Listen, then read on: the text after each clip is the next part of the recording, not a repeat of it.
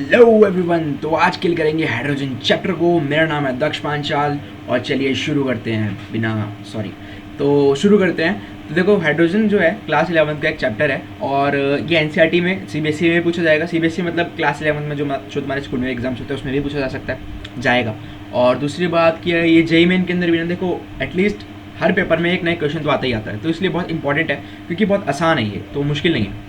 तो स्टार्ट करते हैं। देखो, हाइड्रोजन है वो हमारी यूनिवर्स का मोस्ट अबंडेंट एलिमेंट है, बहुत बढ़िया बात। दूसरी बात कि थर्ड मोस्ट अबंडेंट है हमारी अर्थ क्रस्ट पर, बहुत अच्छे। तीसरी, यार ये बहुत अच्छा सोर्स है एनर्जी का, बहुत अच्छा सोर्स है क्योंकि यार ये पॉल्यूटेंट नहीं छोड़ता अपने अंदर से।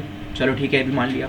स्ट्रक्चर बताओ भाई, हाइड्रोजन का स्ट्रक्चर जो होता है ना, उसके अंदर एक प्रोटॉन है, एक इलेक्ट्रॉन है। न्यूट्रॉन, अरे न्यूट्रॉन तो होता ही नहीं इसके अंदर, इसीलिए तो इसका मास 1 है। अच्छा ठीक है। Exist as a diatomic molecule H2 gas की फॉर्म में एग्जिस्ट करता है। फर्स्ट एलिमेंट है पीरियोडिक टेबल का। इलेक्ट्रॉनिक कन्फिग्रेशन देखी जाए तो इसकी 1s1 है। एक पल को ये अल्कली मेटल की तरह बिहेव करता है क्योंकि उसकी इलेक्ट्रॉनिक कन्फिग्रेशन होती है NS1, यानी वैलेंसी 1, ठीक है। और दूसरी तरफ ये हाइड्रोजन की तरह बिहेव करता है। हाइड्रोजन क्यों? NH2NP5, अच्छा इनकी वैलेंसी भी तो 1 है। तो यार इसको रखे कहाँ? ये तो बहुत बड़ा मतलब सरदर्द बन गया। इसको रखे कहाँ? इसको हाइड्रोजन की तरफ रखें या फिर अल्कली मेटल की तरफ रखें? यही तो दिक्कत है भाई। देखो, जो हाइड्रोजन है उसके कंपाउंड है वो किसकी तरह है? देखो भाई, अल्कलाई मेटल की तरह है क्योंकि ऑक्साइड्स बनाते हैं, हैलाइड्स बनाते हैं, सल्फाइड्स भी बनाते हैं। लेकिन लेकिन लेकिन यार वो तो हाइनेशन एनर्जी भी रखता है जैसे कि हाइड्रोजन की होती है, वही तो। और दूसरी बात कि हाइड्रोजन की तरह Cl2, F2, I2, Br2 जैसे वो डायटोमिक मॉलिक्यूल बनाते हैं ना, ये भी H2 गैस अपनी डायटोमिक मॉलिक्यूल में घूमता है। अच्छा एक बात बताओ, रिएक्टिविटी की बात बताओ भाई। रिएक्टिविटी तो ज़्यादा ही होगी ना हाइड्रोजन से हाइड्रोजन की, क्योंकि वो इलेक्ट्रोनेगेटिव है। अच्छा ठीक है, चलो ठीक है। इसका तो भाई साइज बहुत स्मॉल है और इसकी वजह से यार समझ नहीं आ रहा इसको कहाँ के। एक काम करते हैं, इसको ना सबसे अलग रख देते हैं, ना ये इधर का ना उधर का, धोबी का कुत्ता, ना घर का ना घाट का, ये अपना अलग रहेगा। चलो भाई, इसको अलग रख दिया। इसी वजह से अपना हाइड्रोजन का जो प्लेस है पीरियोडिक टेबल में वो सबसे अलग है, ठीक है, सबसे अलग है क्योंकि वो ना अलग अलग टाइप के बिहेवियर शो करता है। और मेटलिक कैरेक्टर भी ना, अगर मैं मेटल की बात करता हूँ तो उनकी तरह ऑक्साइड्स, उनकी तरह कंपाउंड तो बना रहा है, ठीक है, लेकिन उनकी तरह मेटलिक कैरेक्टर शो नहीं कर रहा एट नॉर्मल कंडीशंस पे। लेकिन वहीं दूसरी तरफ ये हेलोजेंस की तरह हाई एनर्जी भी प्रोसेस कर रहा है और दूसरी बात कि उनकी तरह डायटोमिक मॉलिक्यूल भी बना रहा है। तो समझ नहीं आ रहा था तो उसको अलग जगह दे दी। चलो ठीक है, कोई बात नहीं। अच्छा, H2 गैस, अब तुमने बोला कि डायटोमिक मॉलिक्यूल में रहता है, तो H2 गैस के बारे में बताओ। तो जो H2 गैस है ना, उसको डाइहाइड्रोजन भी बोलते हैं और ये हमारे यूनिवर्स का 70% हिस्सा है। यार बहुत ज़्यादा है, 70% यूनिवर्स का हिस्सा है। और अर्थ की बात करें तो अर्थ का 15.4% क्रस्ट का हिस्सा है हाइड्रोजन गैस, ठीक है।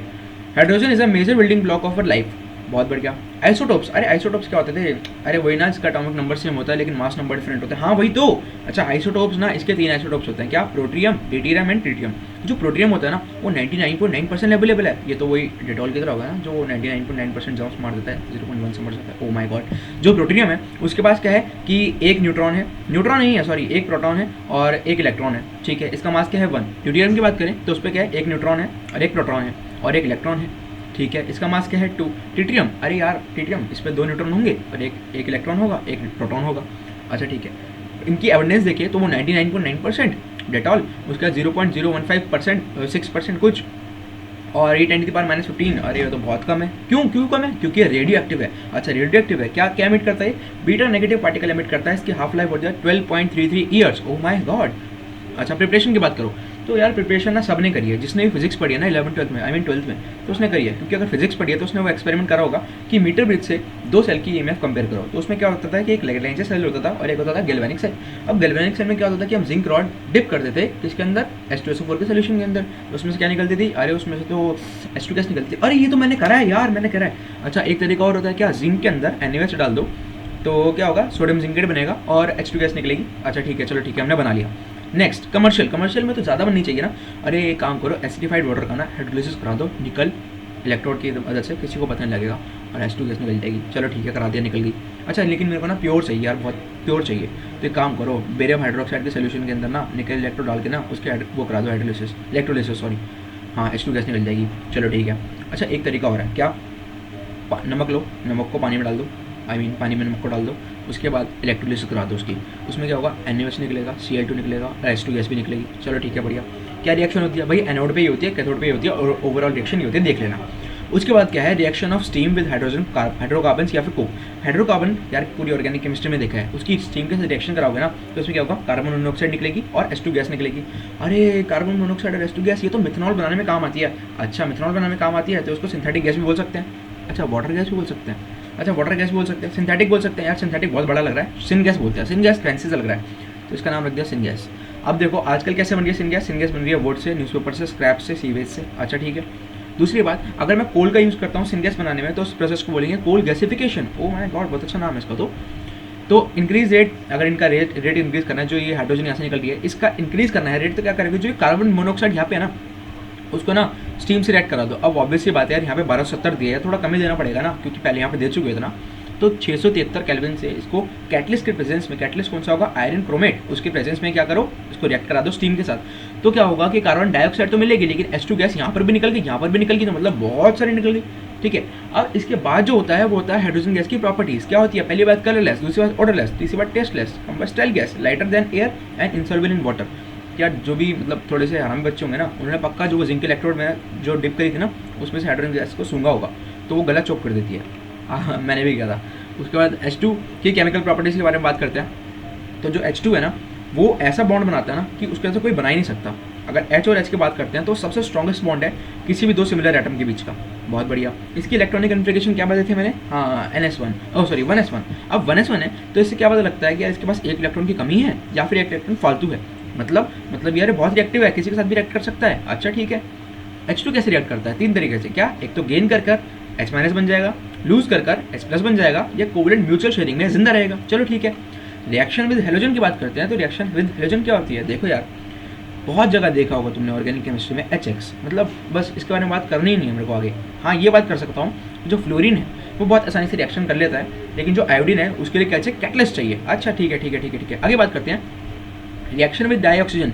डाइऑक्सीजन के साथ रिएक्ट करके ये पानी बनाता है और जो यहाँ पर हीट निकलती है वो होती है -285.9 किलो जूल पर मोल। मतलब बहुत ज़्यादा एक्सोथर्मिक रिएक्शन है ये। ठीक है। कैटलिस्ट और हीटिंग की भी जरूरत होती है। उसके बाद बात करते हैं रिएक्शन विद डाइहाइड्रोजन। अब डाइहाइड्रोजन के साथ रिएक्शन, इस प्रोसेस को डाइहाइड्रोजन क्यों लिख दिया यार मैंने, यहाँ पर डाइनाइट्रोजन आना था। अच्छा ठीक है। इस प्रोसेस को बोलते हैं हैबर्स प्रोसेस। अब हैबर्स प्रोसेस के अंदर क्या हो रहा है कि 3H2 + N2 गैस गिव्स, अच्छा टेम्परेचर क्या है 673 केल्विन, 200 atm प्रेशर, और आयरन गैस, आयरन डालना पड़ेगा तो क्या निकलेगा, अमोनिया निकलेगा। बहुत बढ़िया। मेटल के साथ रिएक्ट करके मेटल हाइड्राइड बनाता है और यहाँ पर मेटल जो है वो एल्कलाई मेटल है। उसके बाद ये इनके आयंस और मेटल ऑक्साइड से भी रिएक्ट करता है। देख लो यार इतनी बड़ी रिएक्शन है, ज़्यादा इंपॉर्टेंट भी नहीं है लेकिन फिर भी पढ़नी तो पड़ेगी।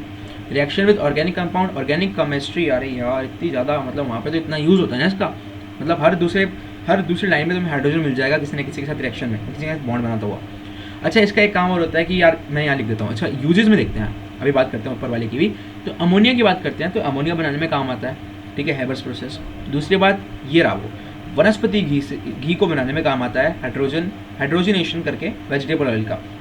ये कहाँ पढ़ा था, अरे 10th क्लास में पढ़ा था ना, वो कार्बोनेट्स कंपाउंड्स वाले चैप्टर में। हाँ वही है। अच्छा ऑर्गेनिक केमिस्ट्री में यूज़ होता है यार, इतना ज़्यादा यूज़ ऑर्गेनिक केमिस्ट्री में। उसके बाद इन मेटल हाइड्राइड्स बनाने में यूज़ होता है, HCl बनाने में यूज़ होता है। ओके, मेटलर्जी में भी यूज़ होता है, रिडक्शन वगैरह प्रोसेस यार। हाँ ठीक है। अच्छा रॉकेट फ्यूल में भी यूज़ होता होगा, ठीक है। अच्छा रॉकेट फ्यूल में एसिटिलीन डलती है, यानी वो कुछ मेरे ख्याल में उसको बोलते हैं ना इथीन या इथाइन, ऐसी कुछ था, मेरे को याद नहीं आ रहा, इन दोनों में से कोई एक था। उसके बाद क्या है, फ्यूल सेल बनाने में यूज़ होता है। फ्यूल सेल जो होते हैं पॉल्यूशन फ्री होते हैं, ये हमने इलेक्ट्रोकेमिस्ट्री वाले चैप्टर में पढ़ा है। उसके बाद फ्यूजन की बात करते हैं। तो जो फ्यूजन है, अब मेरे को लग नहीं रहा था, फिर भी मैंने लिख दिया, क्योंकि जो फ्यूजन में क्या होता है ना कि दो हाइड्रोजन को मिलाकर एक हीलियम बनाते हैं, तो उसमें भी शायद इसका यूज़ होता होगा, मैंने लिख दिया। हाइड्रेट्स की बात करते हैं। तो इसकी हाइड्रेट्स भैया 3 टाइप की होती है। पहली होती है आयनिक और सलाइन और या फिर सॉल्ट लाइक, और दूसरी होती है कोवलेंट और मॉलिक्यूलर, या फिर तीसरी होती है मेटालिक या फिर नॉन स्टोइचियोमेट्रिक। बात करते हैं एक एक की। आयनिक और सलाइन हाइड्रेट्स तो क्या होते हैं, स्टोइचियोमेट्रिक कंपाउंड होते हैं। यहाँ पर बनाओ चाहे अपने घर में बनाओ, बनेगी नहीं फिर भी तो एक ही जैसी होगी, ठीक है। इनका जो कंपोजिशन होगी, मॉलिक्यूलर फॉर्मूला होगा, एक टाइप का होगा, ठीक है। इलेक्ट्रोपॉजिटिव नेचर में होता है क्योंकि एस ब्लॉक के साथ बनता है। Significant covalent structures are formed and in lighter metal hydrides, ठीक है। अब यहाँ पर क्या है ना कि जैसे BeH2 है और MgH2 है, ये पॉलीमेरिक स्ट्रक्चर होते हैं, मतलब यहाँ पे कोवलेंट स्ट्रक्चर की एक चेन बन जाती है। अच्छा क्या क्रिस्टलाइन है, चेक। वॉलेटाइल है, नो। उसका condition conducting in solid state, no. और conducting in molten state, check, ठीक है। उसके बाद on electrolysis liberate H2 gas at anode which confirms the existence of H- ion, ठीक है। यार बोलने की जरूरत नहीं है, देख सकते हो, बहुत आसान सी चीज़ें। उसके बाद saline hydrate react voluntarily with water producing dihydrogen gas. ठीक है, सलाइन हाइड्रेट रिएक्ट करता है वाटर के साथ और वॉलेंटली करता है और H2 गैस बनाता है। लेकिन लिथियम हाइड्रेट के केस में क्या होता है, वो लेस रिएक्टिव होता है टुवर्ड्स O2 एंड Cl2, इसलिए ये बहुत सारी चीज़ें बनाने में काम आता है। क्या बनाता है भैया, lithium aluminium hydrate. O my God, इतनी ज़्यादा इंपॉर्टेंट चीज़, तो ऑर्गेनिक केमिस्ट्री में बहुत अच्छा काम करती है। वैसे महंगा होता है लेकिन वॉलेटाइल भी होता है और साथ साथ बहुत अच्छा काम भी करता है। वॉलेटाइल नहीं, इसको क्या बोलते हैं, अरे वर्सेटाइल होता है, वर्सेटाइल। ठीक है, कोवलेंट और ऑफ मॉलिक्यूलर हाइड्राइड्स, कोवलेंट और मॉलिक्यूलर हाइड्राइड्स लिखना तो ऑफ लिख दिया। H2 ज़्यादातर पी ब्लॉक एलिमेंट के साथ ही कंपाउंड बनाता है, अगर मैं बात करता हूँ कोवलेंट के। ठीक है, तो यहाँ पर देख सकते हो कि कोवलेंट कंपाउंड्स ने बना रखे हैं। ठीक है, H2 compounds are with non metals are consider as volatile compound. Electron deficient भी होते हैं, इनके अंदर तीन कैटेगरी आती है, electron deficient, electron precise, electron rich. अब जो इलेक्ट्रॉन डेफिशिएंट होते हैं उनके पास इलेक्ट्रॉन की कमी होती है, जो कि लुईस डॉट स्ट्रक्चर में दिखती है साफ साफ। ठीक है, और इसके एग्जाम्पल जैसे डाइवोरेन है। ठीक है, और यहाँ पर ना इनको हम एसिड भी बोल सकते हैं, लुईस एसिड बोल सकते हैं, क्योंकि ये इलेक्ट्रॉन एक्सेप्टर का काम करते हैं। उसके बाद आता है इलेक्ट्रॉन प्रिसाइज। इलेक्ट्रॉन प्रिसाइज में क्या होता है कि यार देखो, इलेक्ट्रॉन प्रिसाइज में होता क्या है कि यहाँ पर ना इनका जो लुईस डॉट स्ट्रक्चर होता है बिल्कुल एकदम सही तरीके से परफेक्टली बन गया होता है, कोई इलेक्ट्रॉन की कमी नहीं होती। इलेक्ट्रॉन रिच की बात करते हैं तो उसमें क्या होता है कि यार देखो ना, पहली बात कि 15 से 17 ग्रुप के एलिमेंट के साथ बनता है, और दूसरी बात यहाँ पर लोन पेयर बन जाता है, तो यहाँ पर ना इसको लुईस बेस भी बोल सकते हैं। उसके बाद आता है कि मेटलिक और नॉन स्टोशियोमेट्रिक हाइड्राइड, मतलब यहाँ पर बनाओ चाहे अपने घर में बनाओ, ये एक जैसे नहीं होंगे। क्यों, पता नहीं क्यों नहीं होते, लेकिन यहाँ पर क्या है, डी ब्लॉक एलिमेंट का यूज होता है। उसके बाद बात करते हैं प्रॉपर्टीज ऑफ एड्जॉर्प्शन ऑफ, अच्छा इनकी जो ये बनते हैं ना, इनकी जो एड्जॉर्प्शन प्रॉपर्टी होती है बहुत तगड़ी होती है। जैसे निकल हो गया, प्लेटिनम हो गया, पैलेडियम हो गया, इनकी एड्जॉर्प्शन प्रॉपर्टी बहुत तगड़ी होती है। They are used as a storage media. ठीक है, स्टोरेज, हाइड्रोजन को स्टोर करने के लिए यूज होते हैं, बहुत बढ़िया। This property as a high hydrogen store, इनकी प्रॉपर्टीज अच्छी होती है कि हाइड्रोजन को स्टोर कर पाएँ। ठीक है, उसके बाद पानी, अरे यार पानी पानी पानी पानी बहुत इंपॉर्टेंट चीज़ है ये, तो मर जाएंगे इसके बिना। तो अब जो ह्यूमन बॉडी है वो 65% बनी है और प्लांट बॉडी 95% बनी है। Out of 100% of water only 2.67 data मैंने दे रखा है, लेकिन तुम्हें पता है यार बहुत इंपॉर्टेंट है पानी को बचाना। ठीक है, क्योंकि हमारे पास नहीं है इतना। बाकी जो है ना वो आइस कैप्स और ग्लेशियर्स में है, और बाकी सारा सलाइन है, उसको डायरेक्टली यूज़ नहीं किया जा सकता। ठीक है, अब बात करते हैं फिजिकल प्रॉपर्टीज़ के बारे में। तो फॉर्मेलिटी कर रहा हूँ, वैसे तुम सबको पता है कि फिजिकल प्रॉपर्टी क्या होती है, कलरलेस, टेस्टलेस, ओडरलेस। ठीक है, due to the presence of hydrogen bonding के प्रेजेंस में क्या होता है, बॉइलिंग पॉइंट और मेल्टिंग पॉइंट दोनों बढ़ जाते हैं। ठीक है, तो इससे क्या होता है कि यार देखो कंपैरिजन देखते हैं H2S का और H2Se का। तो इसके कंपैरिजन में हाइड्रोजन का, H2O का जो बॉइलिंग पॉइंट और मेल्टिंग पॉइंट होता है वो ज़्यादा होता है। अब कंपैरिजन करते हैं लिक्विड का अदर लिक्विड से, तो इसके पास क्या है, हाई स्पेसिफिक हीट है, हाई थर्मल कंडक्टिविटी है, हाई सरफेस टेंशन है, हाई डायपोल मूवमेंट है, और डाइलेक्ट्रिक कांस्टेंट भी इसका हाई है। तो इससे क्या पता लगता है कि यार देखो जहाँ पर भी ना हाइड्रोजन बॉन्डिंग होगी वो उस चीज़ को किंग बना देगी। ठीक है, ये बिल्कुल वही है कि पबजी के अंदर तुम्हारे पास M416 है और बहुत तगड़े तरीके से तुम खेल रहे हो। उसके बाद these properties allow H2O to play key role, these properties allow H2O to play a key role.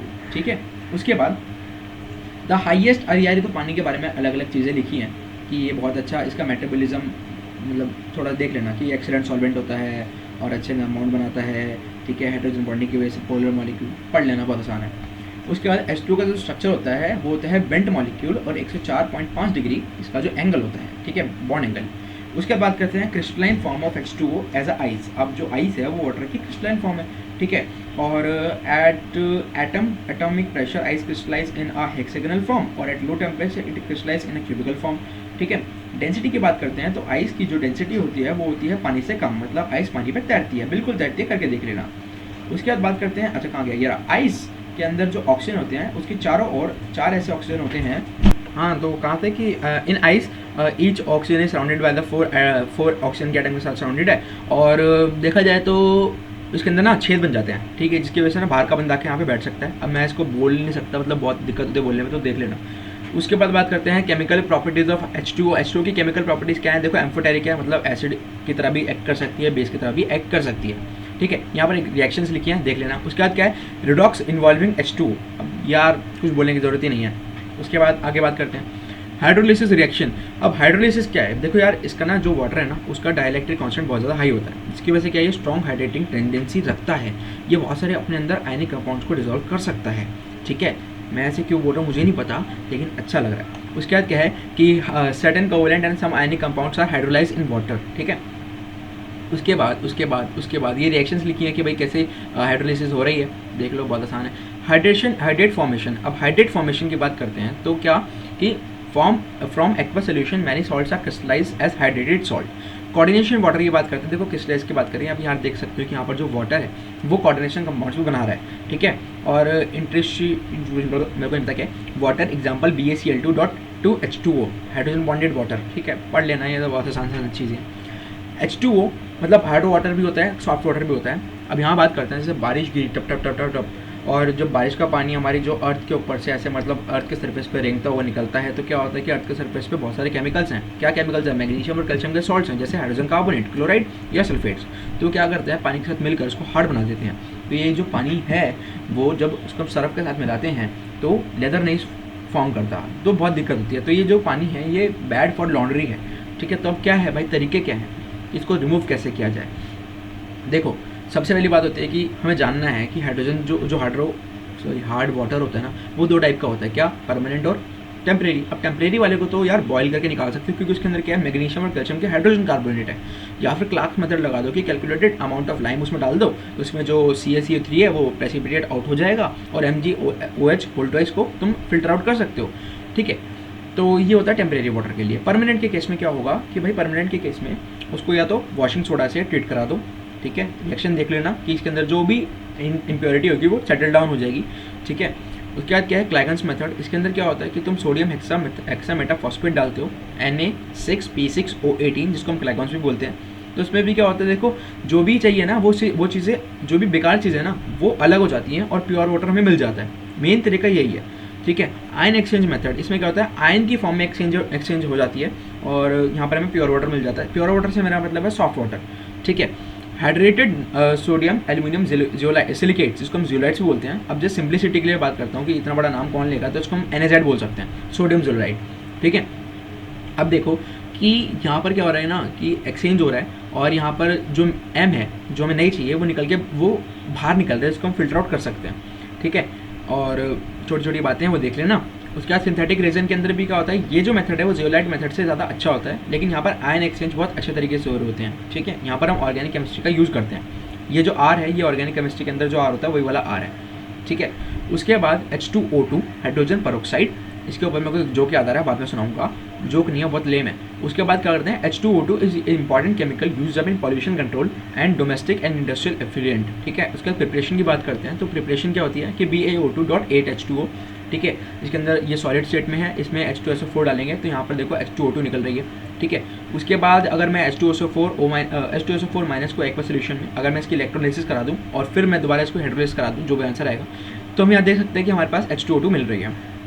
Lab method की बात करते हैं, तो लैब मेथड ऑफ प्रिपरेशन क्या है कि D2O2 को हम लैब में कैसे बना सकते हैं। तो हमारे लैब में बनाने का तरीका यही है कि यार देखो K2H2O8 को जब हम D2O के साथ, D2 क्या है, ये इसको बोलते हैं हम हैवी वाटर, ठीक है, इसके साथ रिएक्शन कराएंगे तो D2O2 निकलता है। इंडस्ट्रियल प्रिपरेशन ऑफ H2O2 की क्या है यार, ये देखना बहुत अजीब सा नाम है, इथाइलेंथ्राक्विनोल, ठीक है। जब हम इसके अंदर क्या है O2 एयर जो H2 प्लेटिनियम के प्रेजेंस में इसको रिएक्शन कराएंगे तो यहाँ पे क्या निकलता है H2O2, ये इसकी इंडस्ट्रियल प्रिपरेशन है। प्रॉपर्टीज़, केमिकल फिजिकल प्रॉपर्टीज़ की बात करते हैं, तो इसका जो वैसे तो ये कलरलेस होती है, लेकिन थोड़ा बहुत ध्यान से देखें तो पेल ब्लू कलर दिखता है, वेरी पेल ब्लू, ठीक है। सॉल्युबल इन वाटर, वाटर में सॉल्युबल होती है टू मेक H2O2.H2O, ठीक है। और मार्केट में किस नाम से बिकती है, 30% of solution of H2O2 in marketed as standard volume of hydrogen peroxide means 1 millilitre of 30% ऑफ H2O2 solution will give 100 ml of O at STP।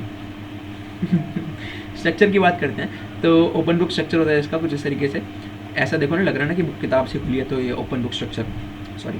उसके बाद केमिकल प्रॉपर्टीज़ की बात करता है, तो केमिकल प्रॉपर्टीज़ के अंदर देख सकते हैं कि ये एक्ट करता है as a oxidising agent as well as reducing agent, ठीक है, बहुत बढ़िया बात। उसके बाद ये रिएक्शंस हैं, देख लेना कैसे कि ये रिड्यूसिंग एजेंट की तरह कैसे काम कर रहा है और एज अ ऑक्सीडाइजिंग एजेंट की तरह कैसे काम कर रहा है, ये सारे रिएक्शंस में लिखी हैं। स्टोरेज की बात करते हैं, तो यार देखो इसको स्टोर करना बहुत डिफिकल्ट चीज़ है, क्योंकि ये डिकम्पोज हो जाती है लाइट में, ठीक है, और इसके पास ना मेटल के ट्रेसेस भी नहीं आने चाहिए, ठीक है। इसीलिए ना हम इसको किस लिए कहाँ पे स्टोर करते हैं, वैक्स लाइन ग्लास जार्स, या फिर इसको डार्क प्लास्टिक बॉटल्स के अंदर उसमें यूरिया डालते हैं एज अ स्टेबलाइजर, और ना इसको डस्ट से दूर रखना, नहीं तो ये लिखा ना यहाँ पे हो जाएगा वो। उसके बाद क्या है यूजेस, इसके यूजेस क्या है, हेयर ब्लीच और mild disinfectant antiseptic sold in market as perhydrol, ठीक है। उसके बाद use to manufacture chemical like sodium percarbonate and percarbonate sodium perborate and percarbonate which is use in as a high quality detergent. ठीक है, environmental chemistry में use होता है, textile industry for bleaching में भी use होता है। Heavy water की बात करें तो D2O होता है, और ये कहाँ काम आता है, ये आता है म्यूटेटर्स, मतलब जैसे हमारे जो न्यूक्लियर केमिस्ट्री होती है, न्यूक्लियर प्लांट्स होते हैं, उसके अंदर क्या होता है ना कि जो बहुत हाई स्पीड वाले हमारे पार्टिकल्स होते हैं उनको स्टॉप करने के लिए, उनकी स्पीड कम करने के लिए हम वहाँ पर D2O लगा देते हैं, तो उसमें से जब D2O में से पास करता है तो उनकी स्पीड कम हो जाती है। ठीक है, इसलिए इसको मॉडरेटर भी कहते हैं, मॉडरेट कर देता है स्पीड को। और ये जो ड्यूटेरियम है ये बहुत सारी चीज़ें बनाने में काम आता है D2O के। अच्छा, H2 as a fuel, H2 as a fuel से क्या पता लगता है कि जो हाइड्रोजन है यार देखो ना, वो पॉल्यूटेंट नहीं देता। अब इसका सबसे बड़ी एग्जांपल है फ्यूल सेल। अब फ्यूल सेल बहुत अच्छा काम कर रहा है, कोई पोल्यूशन नहीं दे रहा, तो हमें ना हाइड्रोजन को कुछ इस तरीके से यूज़ करना चाहिए ताकि ये एज अ फ्यूल इकोनॉमिक काम आ सके और हमारे इन्वायरमेंट को बहुत अच्छे तरीके से, मतलब जैसे अभी देखो क्वारंटाइन चल रहा है, अभी लॉकडाउन पीरियड चल रहा है, तो हमारा इन्वायरमेंट बहुत साफ़ हो चुका है। ठीक है, और अगर हम यहाँ पर यही चाहते हैं कि हमारा जो इन्वायरमेंट है कुछ इस तरीके से बना रहे, तो हमें हाइड्रोजन को एज अ बेसिक फ्यूल लाना बहुत ज़रूरी है। ठीक है, अगर ऐसा हो जाता है तो जैसा भी इन्वायरमेंट हमें अभी दिख रहा है वही इन्वायरमेंट हमेशा के लिए दिखेगा और हम लॉकडाउन भी नहीं होंगे। ठीक है, और वैसे इसके बारे में सबको पता है, बताने की ज़रूरत नहीं है, लेकिन ठीक है फिर भी। अच्छा, वो जो जोक मैंने बोला था वैसे लेम है, तो था ये कि भाई दो बंदे एक बार में जाते हैं और एक बंदा बोलता है वेटर से आई वांट H2O और दूसरा बोलता है आई वांट H2O2। तो वो इस सेंस में बोलता है कि मुझे भी पानी चाहिए, लेकिन जो वो वेटर होता है वो समझता है कि इसको हाइड्रोजन पेरोक्साइड चाहिए, वो उसको ला के देता है, वो पीता है और वो मर जाता है। सॉरी इसके लिए। वैसे ठीक है, ये चैप्टर कंप्लीट हो चुका है, तो कोई भी देख सकता है, जिसको रिवीजन करनी है वो भी देखे, और जिसको पूरा देखना था वो भी देख लिया तो देख ही लिया होगा। अगर अच्छी लगी हो तो लाइक कर देना, कमेंट आपकी मर्ज़ी है, बाकी ठीक है, मिलते हैं किसी और वीडियो में, बाय।